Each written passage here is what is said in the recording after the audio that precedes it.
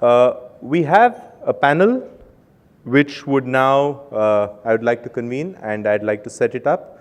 The theme of the panel, of course, true to the flavor for today, is digital transformation in the chemical industry. And we're really privileged to have very senior representatives from various walks of life, predominantly, of course, from the chemical industry, who would be sharing their experience, their vision, their expectations, and of course, even the challenges that they foresee with this. It's an open-ended discussion that we would have, and we have senior representatives, as I said, from large chemical companies, from users of chemicals, from the consulting discipline, also from the venture capital space, because these are, it really is the new technology, and we are seeing a lot of venture capitalists jumping into the fray, and it would be interesting to hear their perspective. And of course, we also have the academia, because the academia and the research fraternity is a very, very important fraternity which we would like to showcase our commitment to at all times.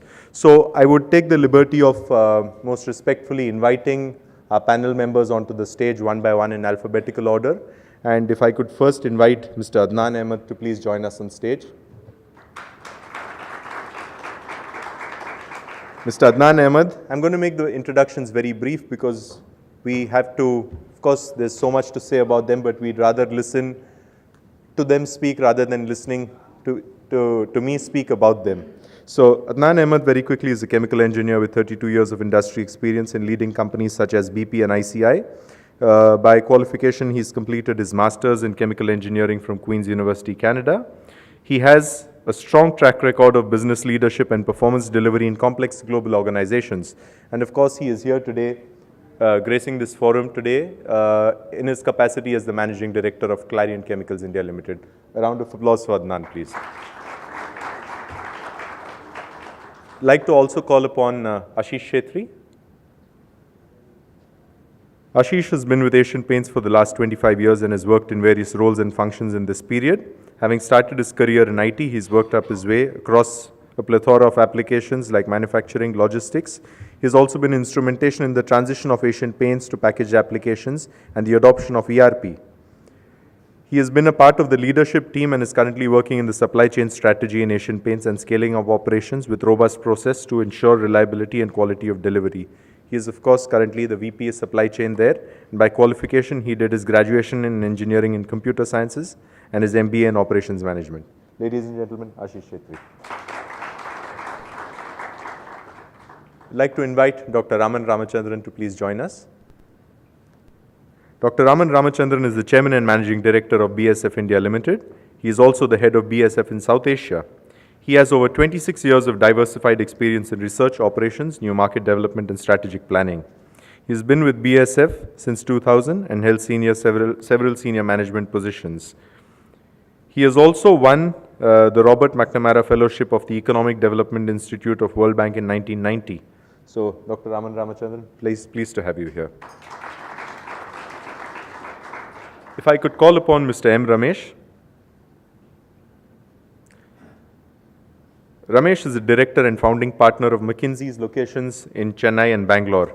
He co-leads the operation practice in India and Asia and works with leading companies and industry associations to realize the full potential of India's manufacturing sector. He has led a major McKinsey knowledge initiative on global trends in sourcing manufactured goods from low-cost countries. By qualification, he has an MBA from the Indian Institute of Management, Ahmedabad, and a Bachelor of Technology in Metallurgical Engineering from IIT Mumbai. His interests include work, contributions to non-profit organizations in the areas of education and disability. Mr. Ramesh, thank you. If I could invite Mr. Sandeep Singhal.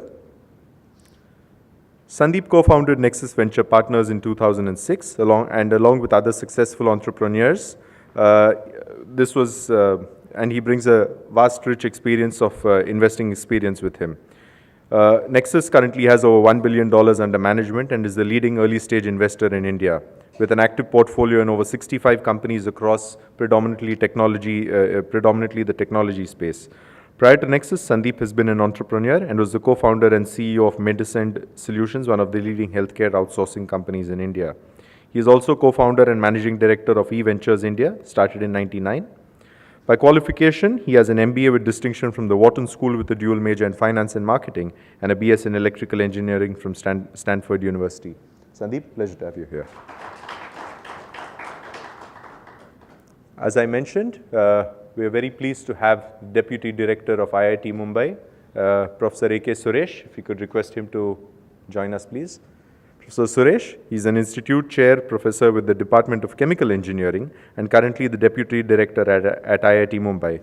He has also had work stints at Hindustan Lever Research in Industrial R&D, and besides engaged in teaching and research, he has held important administrative responsibilities such as Chairman Gate Western Region, Head of Chemical Department at IIT Mumbai, and has also been the Dean of Faculty Affairs at IIT Mumbai.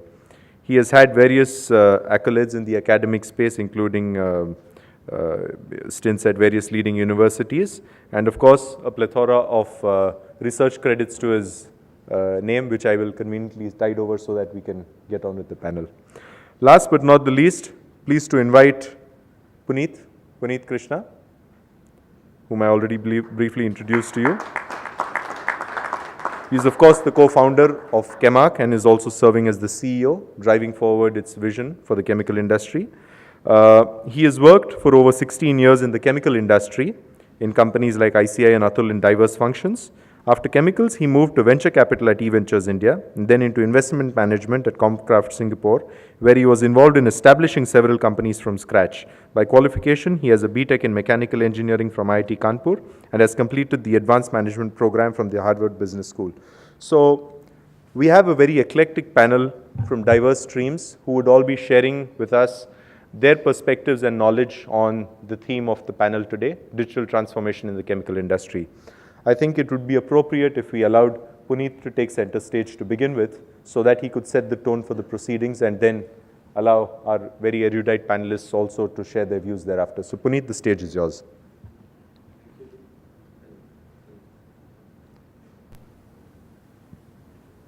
Hello. Yeah, thank you, Dilip, and thank you, eminent members of the panel, for making the time. Also, thank you, everybody, for making the time to join us in celebrating our launch today. A special word of thanks to Dr. M.M. Sharma as well for agreeing to inaugurate the function and be the keynote speaker. Now, coming to our topic on the panel, I thought I'll just set the ball rolling by kind of talking a little bit about digital transformation, which has been the buzzword in industrial circles for a while. It's a much talked topic and most people are engaged on digital transformation. Now, in simple words, I would say it's a substantive adoption of the internet, telecom, hardware, software combination in the conduct of business. And these technologies have progressed and developed and are continually progressing so much that they have opened up multiple opportunities, great opportunities of doing things in the business which couldn't be thought of before. So I would say that at a high level, there are three things that these technologies make happen. First, it's better information, substantially better delivery of information, churning of information, and making use of information. The second is better connectivity, and the third is better collaboration. And because of all these three together, companies can improve their internal operations substantially. They can also, improve their customer engagements substantially, and they could devise new business models, like probably some of our panelists will share what they are doing to achieve much greater value for their organizations. So there is a great value to be achieved through adopting digital technologies and actually going digital and going digital in a substantial way. And it's not just about the gain. I think if companies do not do that, they'll be left behind. And it's not just about gaining, but actually missing the boat completely and possibly facing an existentialist crisis because they would just lose their competitive position because others will. So I think I would say that there is no option but to achieve, but to go for the digital thing, and I'm sure everybody is thinking about it, if not doing it already. Now, traditionally, high technology, banking, insurance, and industries like that, even retail, telecom, they have been at the forefront of digital adoption more than some others. And they have been actually achieving all-round results in all the three dimensions which I mentioned: internal operations, customer engagement, and new business models, and therefore delivering significantly more value for themselves. Manufacturing industry in general, and I would say chemical industry in particular, have been largely focusing on internal improvements through digitization, and therefore gaining through that, but not as much as they could. So there is a lot of untapped potential to be harvested, particularly for the manufacturing industry and the chemical industry. And so therefore the chemical industry, people are here, needs to think strongly about what they need. And I would say it's a two-step thing in transformation. One is to choose the digital initiatives. There is a host of things that can be done in many ways, in different ways, to select what is right for them. And another thing, which is probably equally or even more important, is the change management, which Dr. Sharma was referring to. It's not just about a nice idea or a nice gadget or a nice system that can do wonders, but the people who will adopt it, the manner in which they'll adopt it, and the value that will be driven about it. So it's about two things. Digital transformation, in summary, it's about two things. The first is choosing the digital alternatives or options or initiatives for the organizations, and the second, the change management and the processes and the organizational issues that companies must find ways out. We are privileged to have a very eminent panel of practitioners of digital transformation with rich experience of doing it themselves, or advising people to do it, or seeing people do that and helping people do that from an investing perspective. And it would be wonderful to hear from you what you do and learn from it and gain from it as we each chart our own paths to digital transformation. Thank you. Okay. Thank you. Thank you. Thank you, Punit. I'd like to invite the views of Dr. Raman Ramachandran from BASF, because we know for a fact that BASF has actually been at the forefront of pioneering digital transformation within the chemical industry, and we have seen it from the outside. It will be nice to hear it as a first-hand account from him as to how digital transformation has allowed BASF to leverage the full utilization of its potential. So first of all, Dilip and Punit, thank you and congratulations on this great initiative, the launch of the ChemArt. And I think you set the stage very well by saying that if you do not adopt this, you will probably become a dinosaur, and the competitive advantage will soon vanish, and you will be left behind. Now, chemical industry also has not been pioneer in this, and I think there are specific reasons, because we have, as Professor Sharma so eloquently pointed out, catching up with improvements, already is a great area for investment. And any digitization also requires specific investments, not only in hardware, but also software and skill development. And so there is a choice of where do you put those resources? Do you put the resource to build another plant, or put another vessel to increase capacity, or do you put that into digitization? I think this is, but if you don't do it, as you said, we will be left behind. So BASF has been in the forefront, and the forefront is actually in 2015. We launched what we call as the BASF 4.0, which is BASF's version of Industry 4.0, looking at how can we take automation and exchange of data for internal efficiency, not just manufacturing and beyond manufacturing. So maybe let me now give you 5 areas where we have been focusing on through digital to improve efficiency and transform. The first, of course, you know that BASF is an R&D based company. We spend 2 billion euros in research, 10,000 people working in research and development across the world, and we are also very proud that we now have a R&D center here in Mumbai, where about 150 scientists today, hopefully double that in about 4 to 5 years working.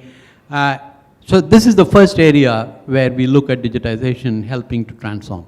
Conventionally, in all the labs, the lab books are, manual ones. I mean, maybe spreadsheets today.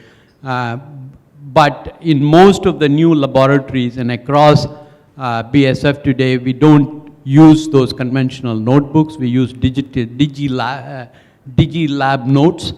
And if you think about it, 10,000 people working across the world, millions of data that is being generated, and in the lab notes, they remain in the hands of one person, maybe in one group.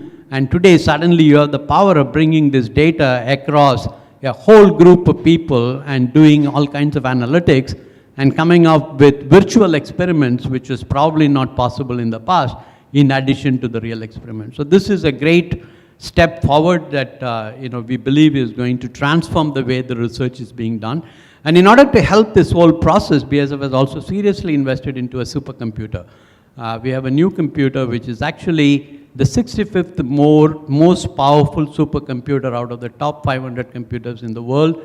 It's been even also given a name called Curiosity.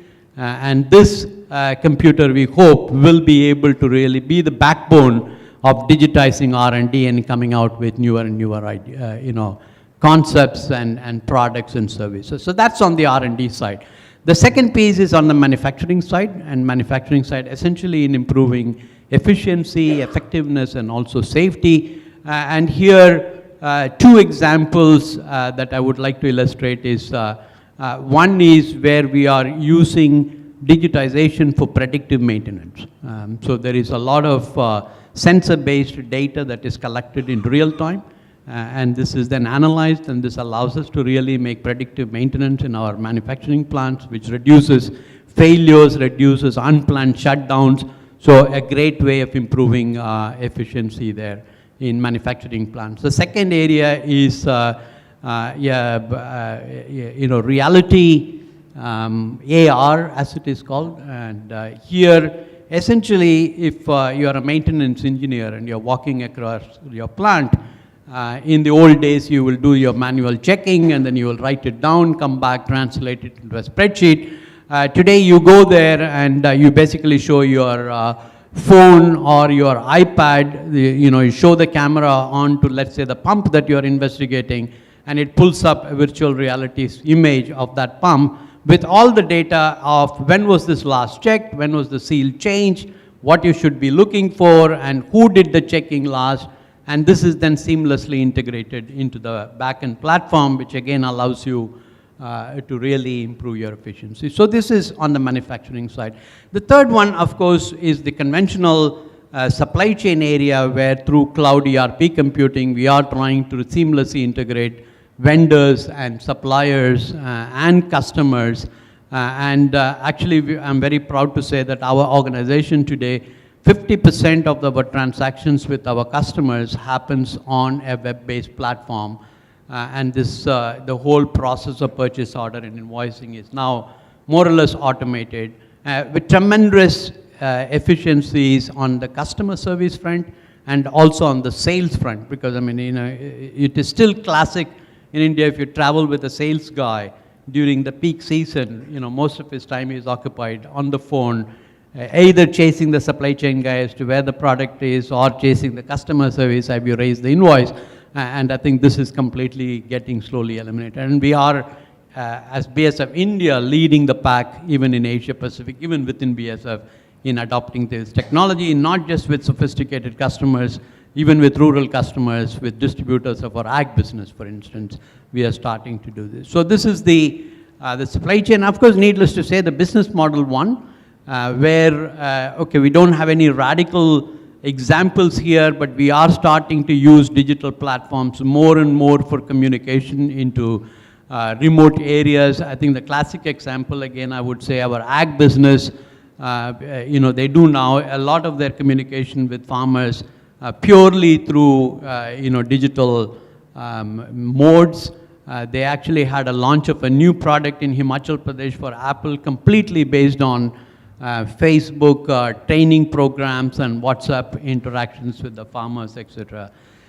Third area in terms of business model, but this is kind of evolving, and I must say that in the chemical industry, because many of those areas are sort of regulated, I think this is an area where we haven't really made too many progress yet, but this is a prime area for transformation. Lastly, I think what digitization today also allows, particularly with the digital media that you have, we are at the end of the day industry that is where environment, health, and safety standards have to be adopted, a very high level of safety standard. I want to give you two very quick examples of how digitization is helping us. Given the road conditions in India, transportation of dangerous goods in India is a very, very difficult activity. We now, along with 4 other companies under the auspices of ICC, have launched a program called Nicer Globe, which allows all our vehicles carrying dangerous goods, which are GPS enabled, to be on this web, and this is monitored real time in our disaster control center. And God forbid that any accident should happen, this basically the web page tells you where is the nearest police station, where is the nearest hospital, where is the nearest crane, because if you have a tanker and the tanker overturned, the first thing you need to be looking for is where is the nearest crane of the sufficient capacity that can come and upload. So this is we've been using this now for 2 years, and we find this of very great value. We are trying to really get more and more people to adopt this. We are talking to the government to endorse this, because I think this is really a transformation of how safely you can transport goods on the Indian roads. Last example, I think most of you know that we had this unfortunate incident with BASF late last year, where one of our pipelines, ethylene pipeline, got accidentally broken, which resulted in a blast, and 4 or 5 people died.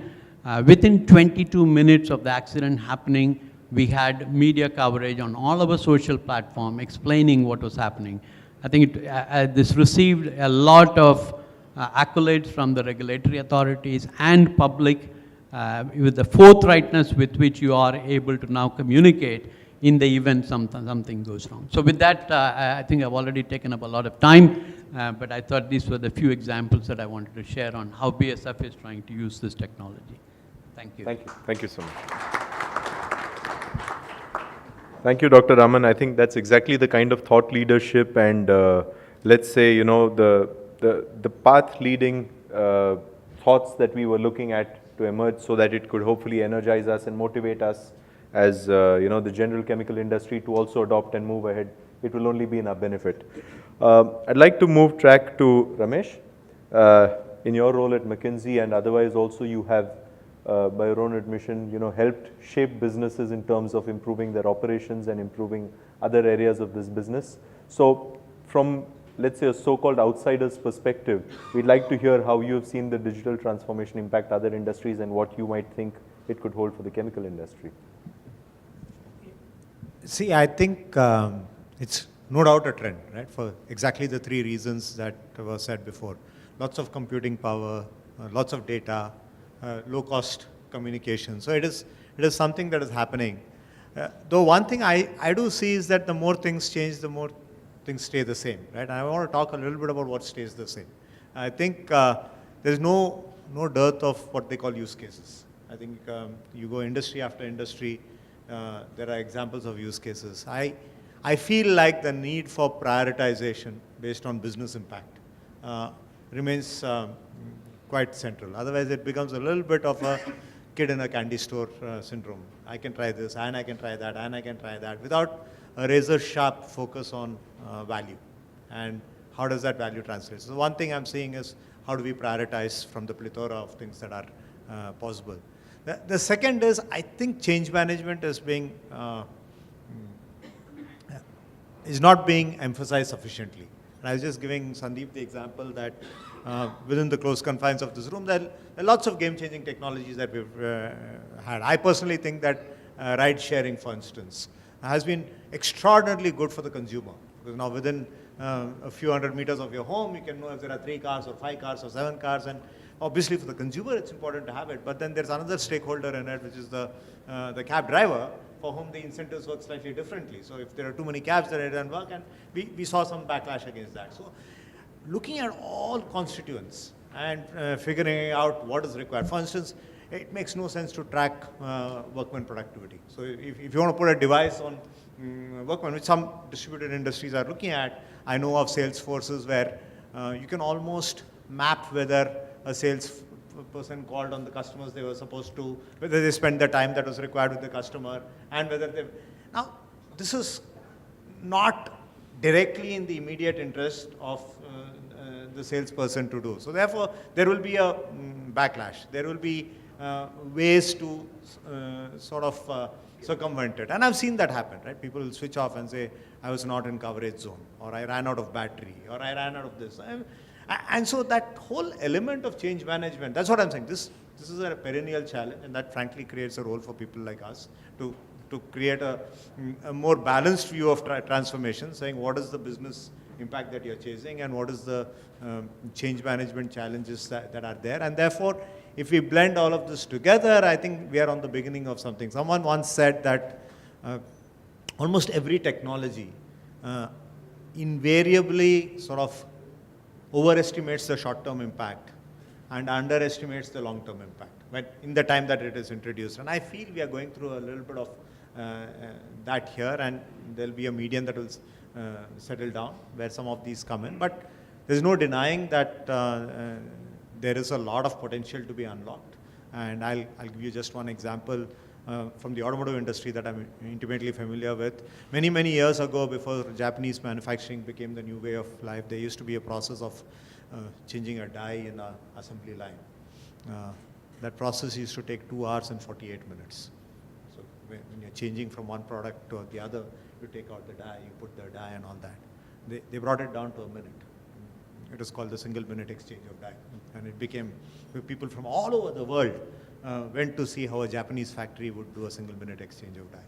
And they went back and they couldn't change a die in a minute because obviously you need the physical process of changing the die, but you need the skill and the mindset of the people who do it, which you can't see when you see it from a gallery.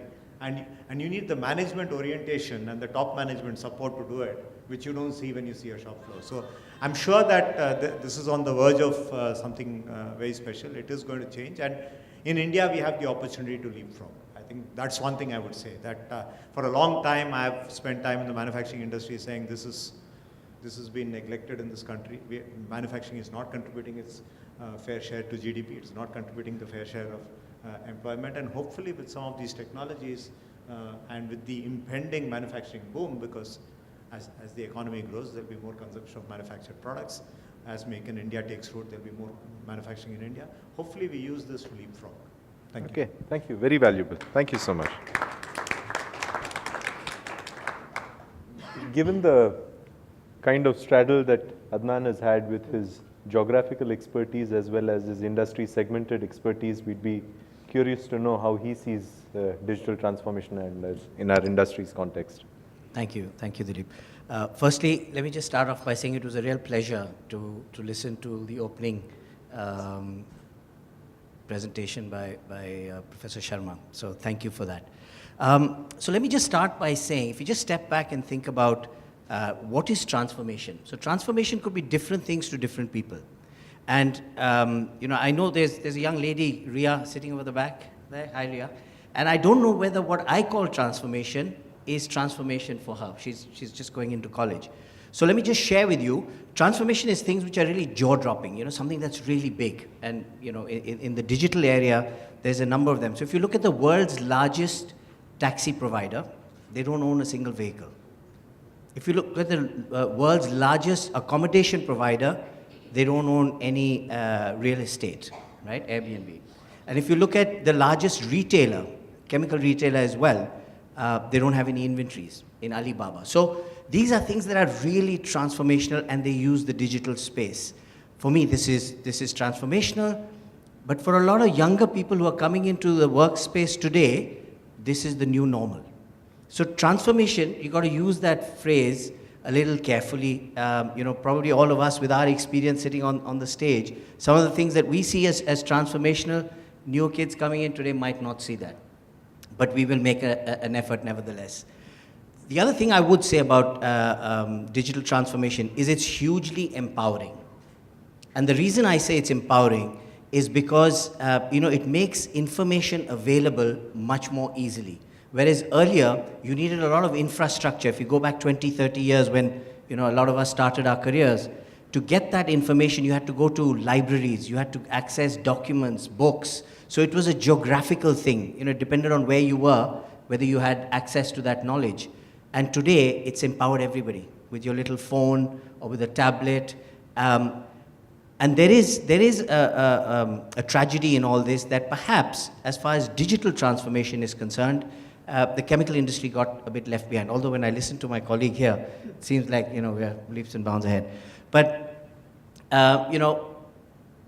the things that we hear about in the chemical industry, and Professor Sharma was talking about lots of stuff, shows you that the chemical industry has been very innovative. And digital transformation is nothing but innovation, just in a different field. So we've had the ability to be really innovative, but it hasn't been focused in the area of digital transformation.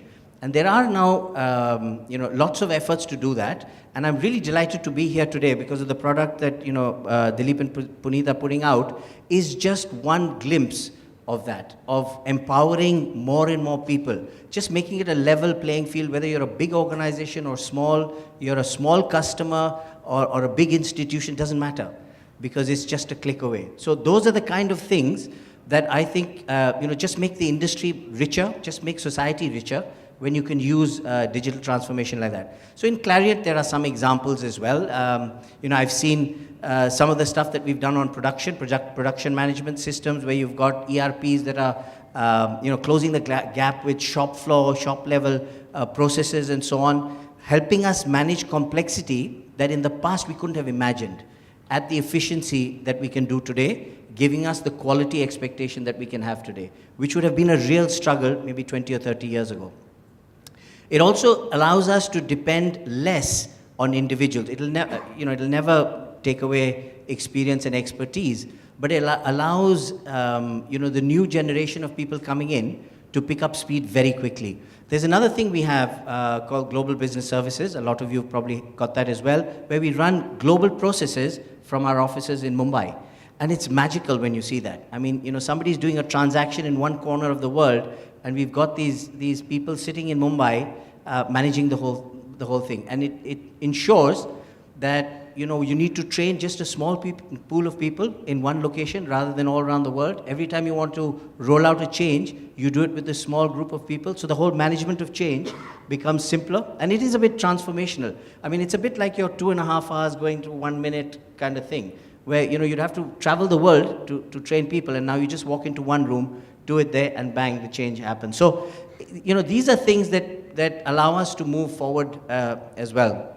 And I'm tempted to share with you an example from a previous life in another company on road safety, where we did this. It was in India, and we did journey risk management and so on. So as far as the driver was concerned, the driver was absolutely clear. He knew which roads to take. He knew what the hazards were. Lights would pop up, which would tell him. So he knew when to slow down. He knew when he'd driven 4 hours, then he needed a break. And then when he reached his destination, somebody at the destination could look at his charts and have a conversation with him about, what he did well, whether there was harsh braking, whether he could do things better. So these are things, again, which you couldn't have imagined, some time ago, and it can be used in saving lives. So there are many, many different areas we can look at. There are also areas with customers where in our, we've got the oil and mining services business, and we've got a really nice piece of kit which helps us from a remote place. We can see what's happening to our product in an oil well, which is miles away, and when it needs replenishment, when we need to top up some of the chemicals. We can see the health of the machine that's being used by our customers, and we can manage it all remotely. As far as the customer is concerned, they don't even know we exist, because at the end of the month they just get a bill, and nicely they pay that. But it works really well. So these are kind of things that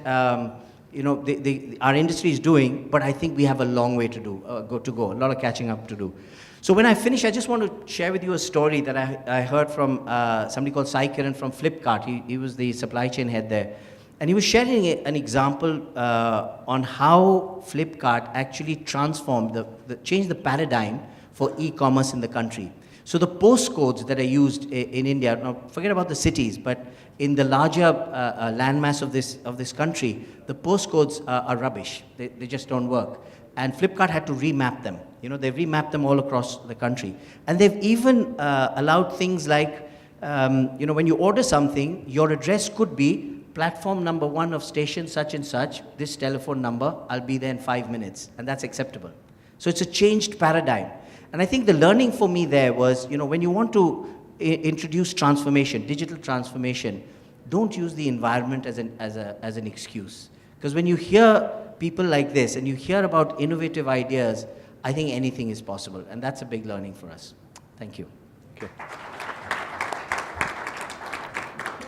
Thank you so much, Adnan. Like Dr. Raman, hopefully, 2 industry captains, 2 leaders can lead by example and, hopefully, as I said, motivate the chemical industry to adopt this change, a lot of which will be spoken later by Punit.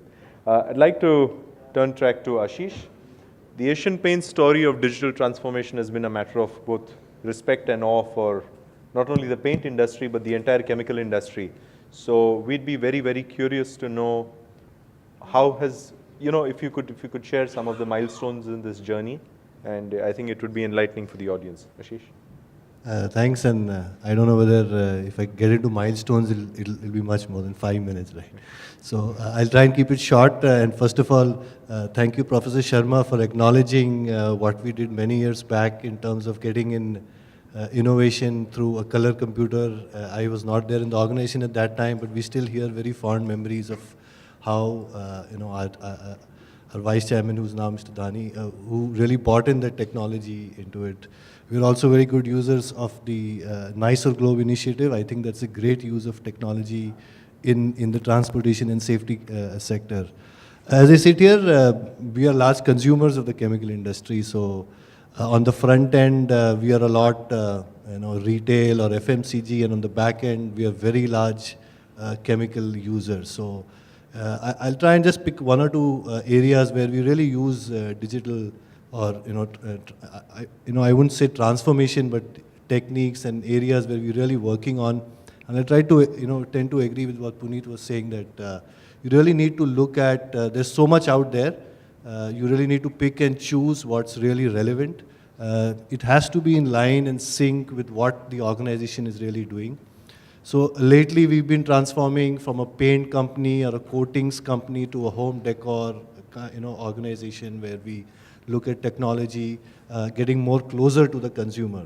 So that's something that we are reinventing in an organization, and that's where we really use some of the technology components, 3D visualizations, having, giving the consumer or inspiring the consumer to paint his house, which, if all of you know, is not a very good thing that you really want to do. So, try and inspiring color, looking at, making the process far more easier for, for the end consumer. So that's a lot of technology components. I just heard 5 days back, we've even introduced a chat bot which helps an end consumer to understand much more about the organization in a form which, as Adnan was mentioning, millennials will probably be more used to.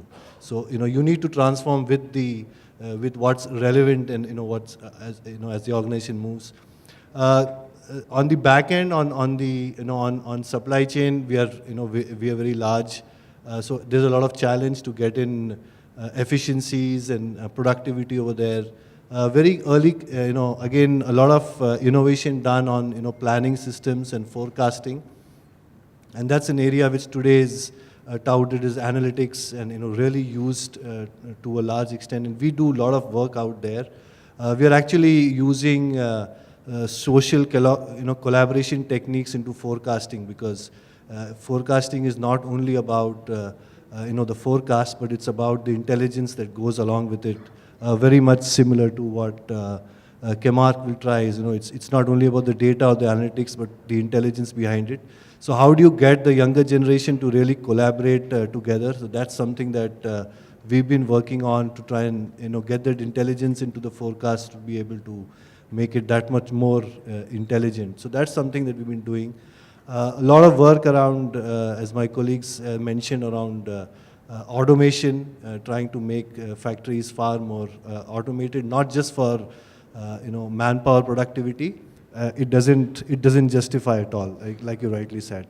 Manpower productivity will never justify any amount of automation. Sustainability, health standards, really pushing those boundaries justify better automation and achieving that scale too. So those are the things that we really look forward, or we are investing heavily in. Lastly, I'll just touch one thing, and it's something that we really tried to get on with, and maybe things like Chemark will really help us. I don't know whether to call it artificial intelligence, but it is really to look at intelligence on what is out there, and trying to make the buyer and the purchaser far more effective in the role that he plays on a day-to-day basis. Now, we've played around with some technologies over there, and it's just at the pilot stage of how you can really use some of the AI techniques to make our purchasers far more effective. Because you're assimilating so much of information that it's explosion, and you need to take a decision on a daily basis. So it's all about insight and trying to really put that into something that is actionable, intelligent. I don't know whether we'll ever replace people. That's never the objective, but you really make the process far more efficient for the buyers over there. So that's probably something very new that we are trying to attempt over there. So I'll just leave it at that. Thank you. Okay. Thank you so much, Aashish, both for sharing your insights and also for actually brilliantly laying down the context of our very presence here as Chemark. Thank you so much. Professor Suresh, you're a representative of IIT Mumbai, who along with ICT, I dare say, are two of the premier institutions in India, at least in the chemical discipline. Now, we have all often lamented the coherence between the academia and the industry in terms of both being able to cross-pollinate ideas, business ideas, and finally, something translating into the commercial world. So we'd like to capture your views on how, a digital platform or digital transformation or forums like this could actually help, if at all they could help, in harboring a better industry and academia interaction.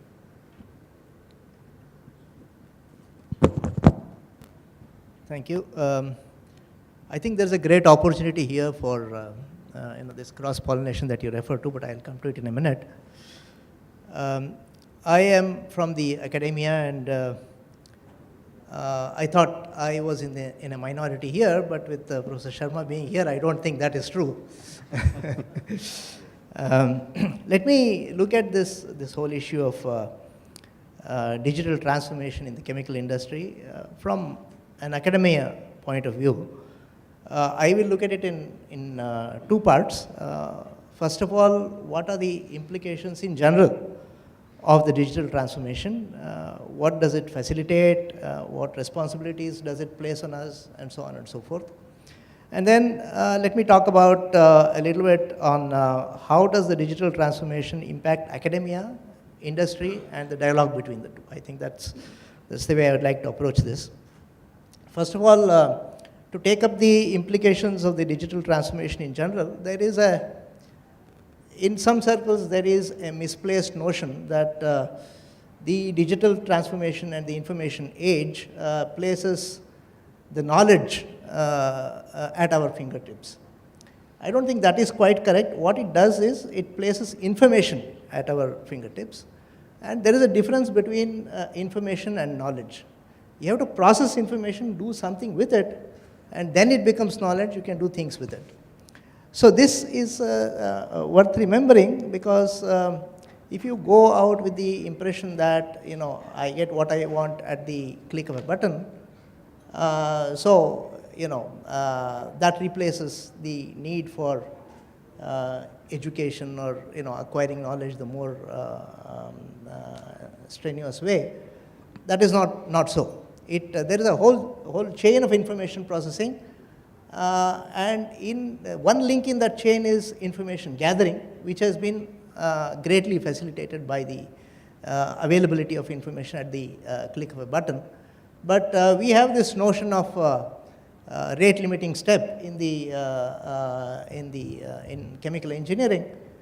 When several processes are linked up in series, the overall rate of the process is the rate of the slowest step. So you may have information at your fingertips, but if the other steps are rate limiting, then there is pretty little that you can do with that. So that's one element of caution. The second point is that the availability of all this information at the click of a button, as I put it, also places lots of responsibility on us as users. First of all, there is the responsibility to check the authenticity of the information and authenticity of the sources. Secondly, there is the responsibility to interpret and use the information in the most appropriate way in order to, as I said, create knowledge and create abilities with that information. Thirdly, to take advantage of the increased speed of access, this is again comes back to the question of what limits the rate of the overall process. Our speed to respond to this information also has to increase. So in the chain of information processing, first of all, you should know, there is the first step is you should know what to look for, and then how to look for it, where to look for it. So these are the first steps, and then you go look for it, and that is a part where the availability of various search engines, very large databases, structured approach to information gathering, all of this will be a great help. And then once the information is there, you have to sift through the information, you have to make sense out of it, you have to find the needle in the haystack, if you will, and use that information to your advantage.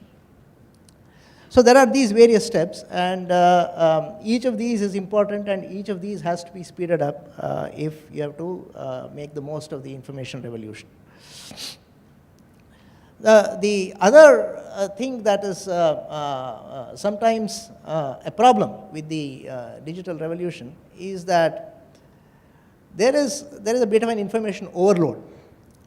And there is so much information that is flowing to you all the time, and you are called upon to react. When somebody sends you an email about some problem you're working on, and he has a suggestion or he has a question, he expects an immediate response. So this places some amount of pressure on you, and it will easily happen that you are most often reacting rather than acting. So this information is coming to you, you have to do something about it, and you are in that, in this kind of a rat race. And sometimes, thinking can become a casualty in all of this. You don't have time to ponder the long-term consequences or long-term projections of whatever you are engaged in. So this is something that is a real danger with this. If you get caught up in this circle, you can lose sight of the slightly longer-term objectives. So these are some elements of caution. Now let me come to what the digital revolution means for the academia and for the academia industry interaction, which is a topic of great interest to me. There are obvious ways in which this access to information, increased or better access to information, faster access to information, facilitates scientific work. Obviously, you need, when we were doing our PhDs and so on, we used to have to go to the library, go through chemical abstracts. Every Friday was the time you spent 3 hours in the library to look at what has happened over the week and so on and so forth. That is no longer a necessity these days. Conversely, also, if I am not an information user, all of us are at one and the same time information users as well as information providers. So if I want to publicize my work, if I want to let the world know what is the current problem that I'm working on, and so on and so forth, that is so much easier these days, because apart from the time-tested channels of publication and patenting and so on, which themselves have shrunk quite a lot in terms of the time taken for things to appear in the press and so on. There are other methods, like you can have your personal blog where you talk about technical topics, your current areas of research, the developments that are happening in your lab and so on and so forth. You can have your personal web page and so on and so forth. Many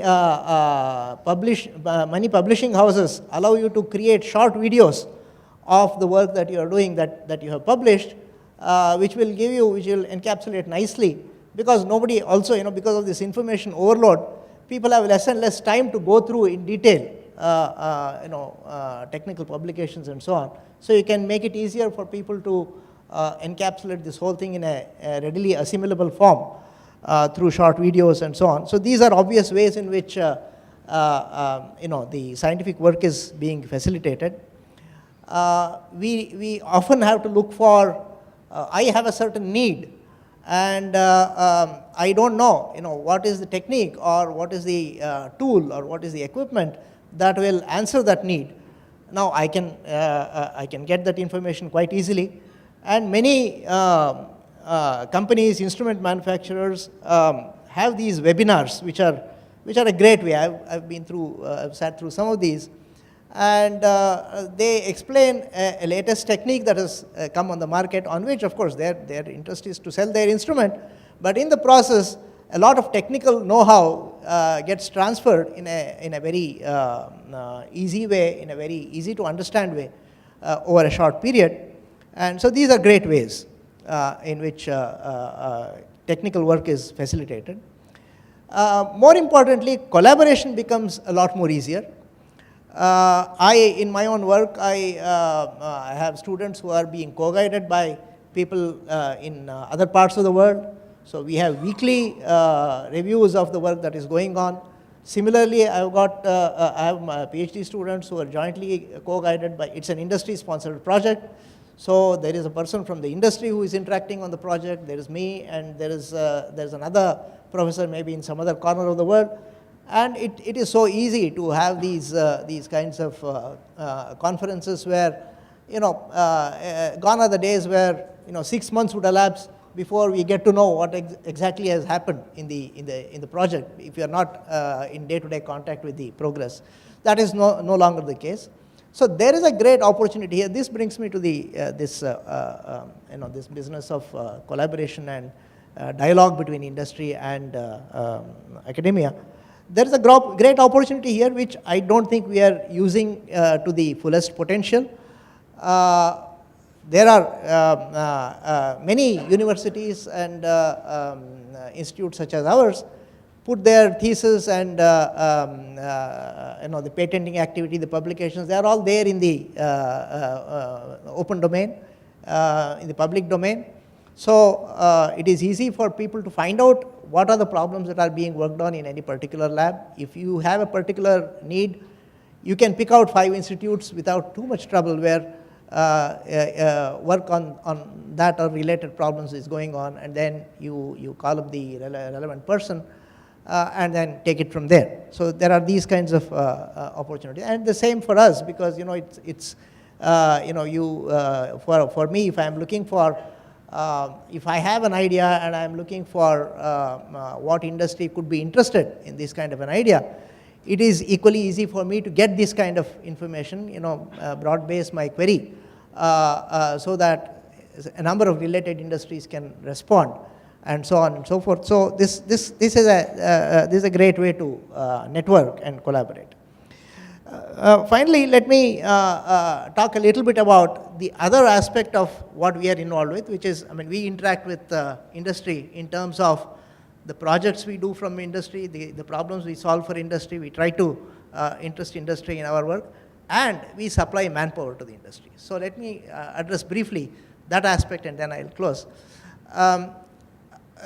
Now that the information is so easily available, I think our approach to teaching also has to change a little, because previously it was the custodian of information was very much sought after.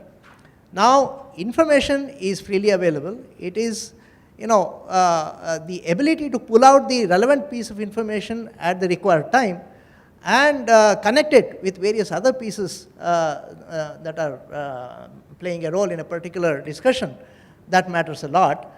And it is this ability that we should try to, in my personal opinion, inculcate in our students. It is less of a need to transfer information.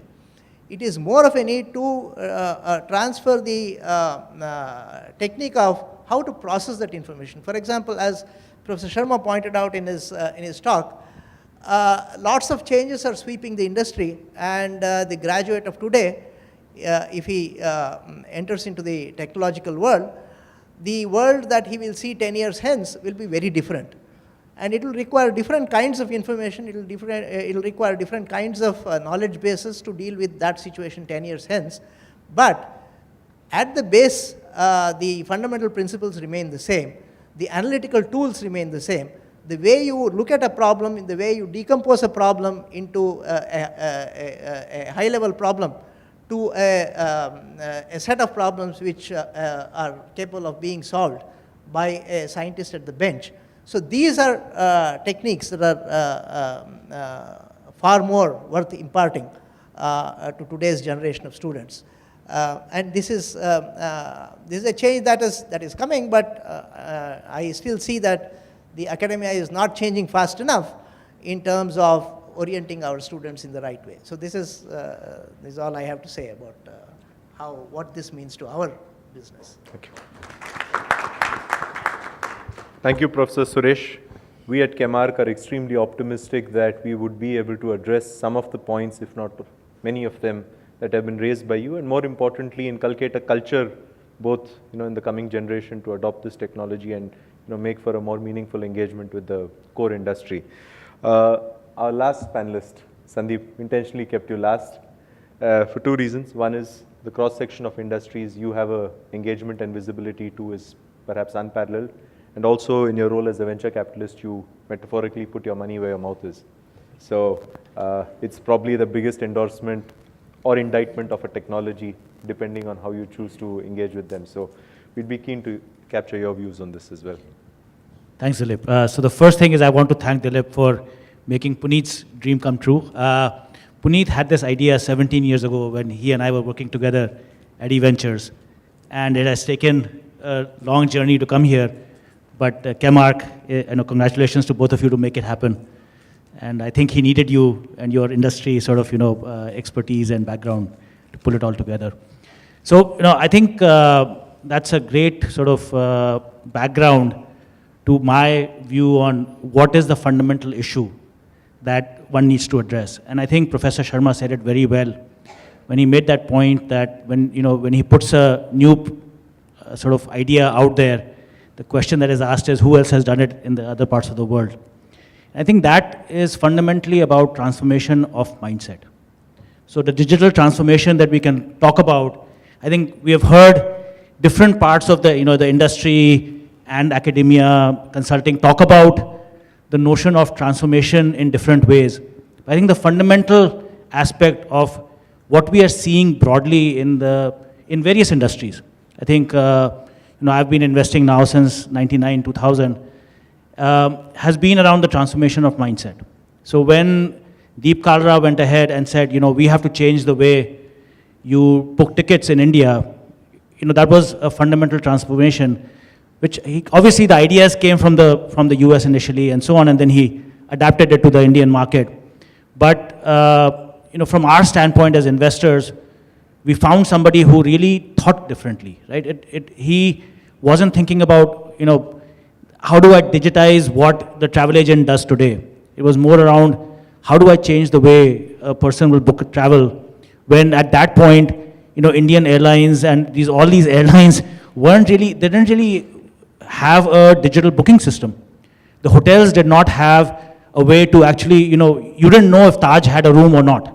You had to call somebody to make the room booking and so on. There was no digital booking system. If you wanted to book a car to go to someplace in Kerala, you didn't have that. So all these vacations that you had to create and so on, there was nothing there, right? So somebody had to go back and really think, given all the infrastructure constraints that I have, how do I create a digital platform? And so that was just the transformation. I don't think came as much from digital transformation. It was a mindset transformation. And I think what Professor Suresh said, I think was very interesting, that it starts with the students. It starts with the youngsters who think differently. So, we are all, I think we are way past. We can't change, we can't transform ourselves. We are the way we are. So our jobs as sort of people who are driving things, I think to your point, Mr. Ramachandran, is that we need to get this message across, what you just laid out over here, to the rest of the organization. There should be the young managers in your organization that should be listening to this, not us, right? We should not be here. It's they who will really make the transformation happen. And Chemark is one example of that.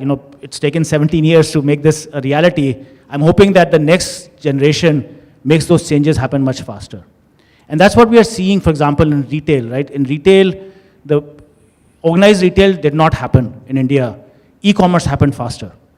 Because the problems that you saw with organized retail in terms of not enough footfalls for the rent that you were paying and so on, it just made so much sense for any person who was thinking about organized retail to think about e-commerce first. But Aditya Birla wasn't thinking that, right? When they set up More, they weren't thinking that. Harsh Goenka, when he was setting up Spencer's, wasn't thinking that, right? Kishore Biyani, when he was building out Big Bazaar, wasn't thinking that.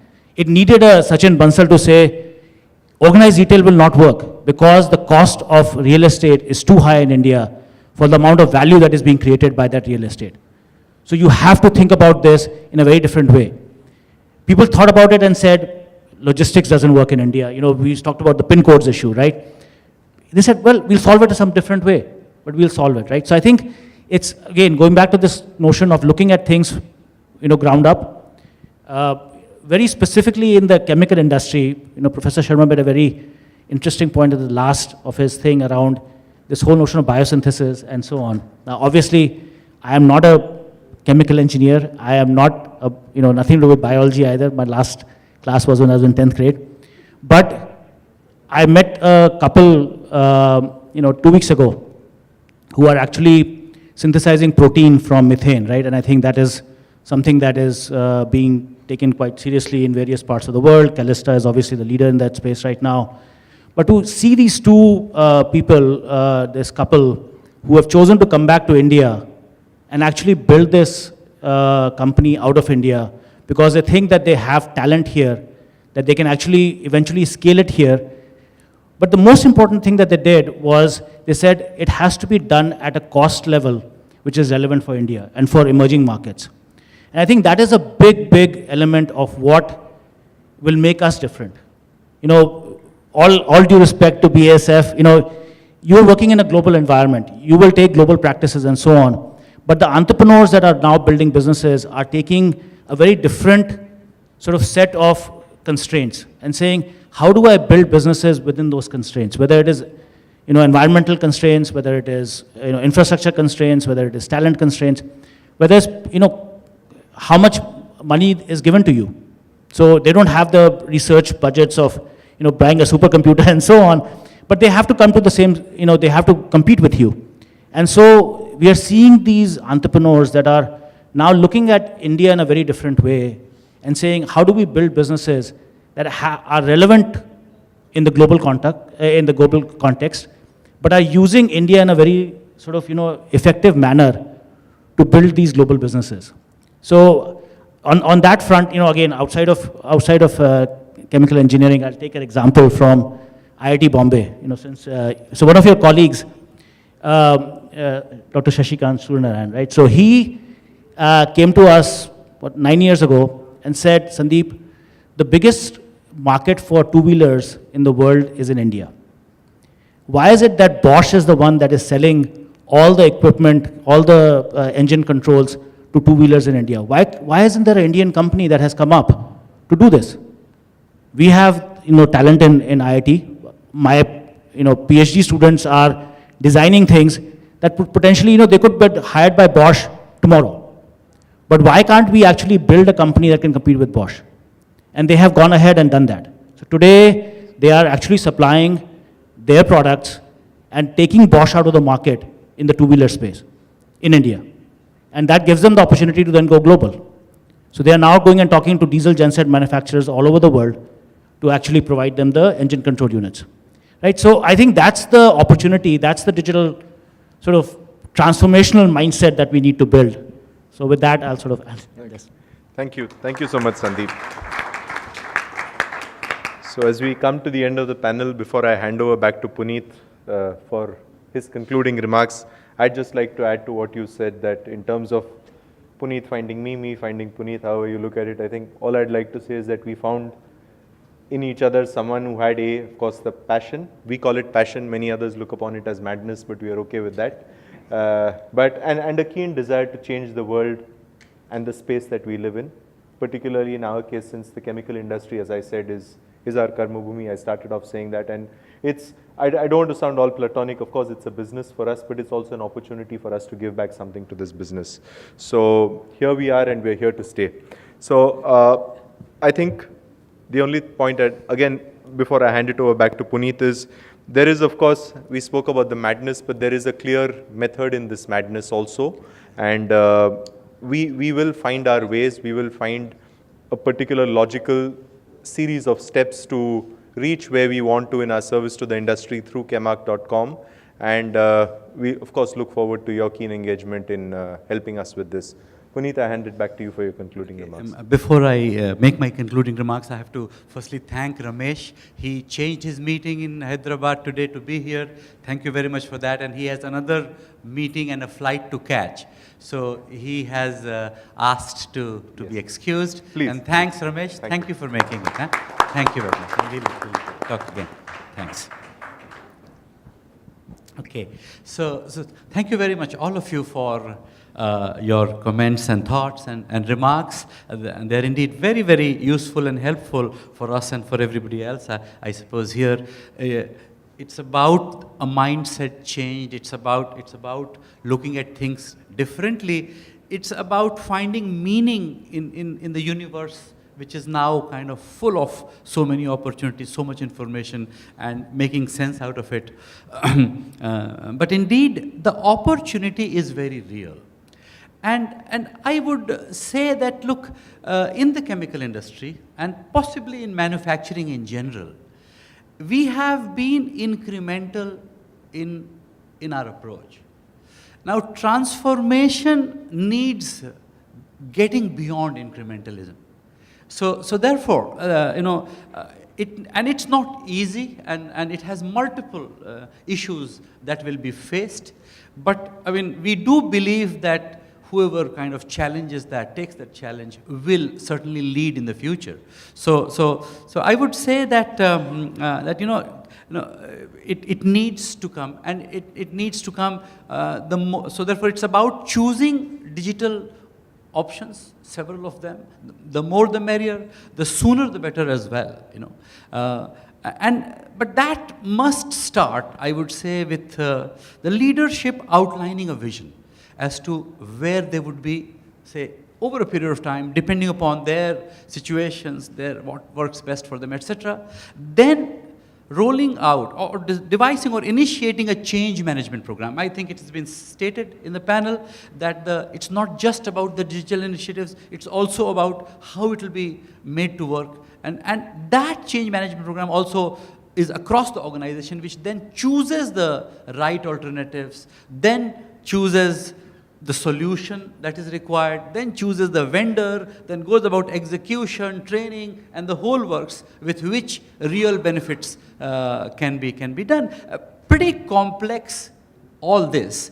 And it's made even more complex by the fact that there'll be disparate elements. Somebody will do something, somebody else will do something, and they will not work together. And the silos have to collapse, and business systems have to all work together. So therefore, it's a complex system, and the way most people are approaching it is giving benefits for sure, but it has its own challenges. We believe that the solution is an all-encompassing platform. And let's imagine for a moment that you have a platform in which you have everyone who you need to deal with or connect with or contact with in doing business. You also have all the information that you need for taking the right decision, for making use of that decision, and applying it to applications. Then you have all the tools that can do document flow, information flow, cash flow, and all of that. It's all possible. Now, if you have that, and it's only possible on a platform, you could communicate on a one-to-one, one-to-many, many-to-many. It could be text, video, audio, whatever you like. Actually, all this can be at your fingertips. And I was in operations. I worked in the chemical industry for 16 years. I think this is what we need. And I also feel that we are at a stage in technology where it's possible. And I think a transformation will happen when we move to the platform economy. Otherwise, we'll have digital initiatives. Many of them, the forward-looking companies will do more, but they will face their challenges. But really, the transformation needs a platform, and Chemark.com is aimed aims to become that platform for the chemical industry.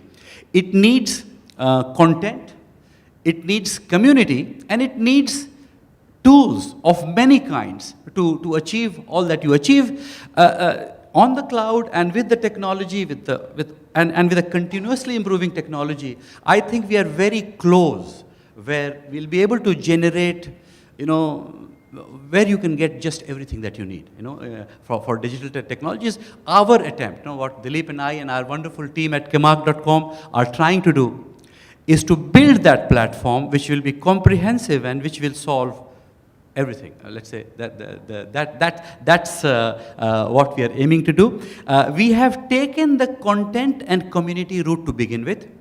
We think the industry is ready to adopt that. It's very simple, and it's going to be very seamless. Whereas getting into business processes, there are multiple issues. In my work on B2B, we have seen that there are multiple genuine issues. Even if there is intent and interest, there are difficulties. But we think if we start with content and community, and then understanding the needs, through technology. We are a technology company, and we would use technology to the hilt.